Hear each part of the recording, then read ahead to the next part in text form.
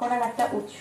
হ্যাঁ, শর্করা বা ভাত, পোলাও এটা আমাদের দীর্ঘ সময় পেট ভরে রাখতে সাহায্য করে, আমাদের সারা শরীরে পুষ্টি যোগায়, মস্তিষ্কের অনেক বড় একটা জ্বালানি হিসেবে কাজ করে শর্করা জাতীয় খাবার।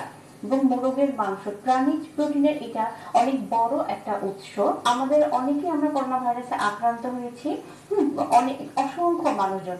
তো করোনা ভাইরাসে আক্রান্ত হবার পরে অনেকে যারা সুস্থ হয়ে গেছে, সুস্থ হবার পরেও দুর্বলতাটা কিন্তু অনেক দিন থাকে।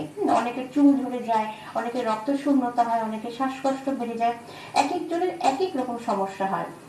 গরুর মাংস, খাসির মাংস, মুরগির মাংস, মোরগ পোলাও, এই মাংসগুলো, এই ধরনের প্রাণীজ প্রোটিন যেগুলা, সেগুলা হচ্ছে এই দুর্বলতাটা দূর করতে সাহায্য করে। এবং এখন রমজান মাস, অনেকে যারা আমরা রোজা রাখছি, রোজার জন্য আমাদের যে দুর্বলতা তৈরি হয়, আমাদের যে ঘাটতি তৈরি হয় পুষ্টির, মোরগ পোলাও মানে ইফতারের সময় অবশ্যই খুব মজাদার।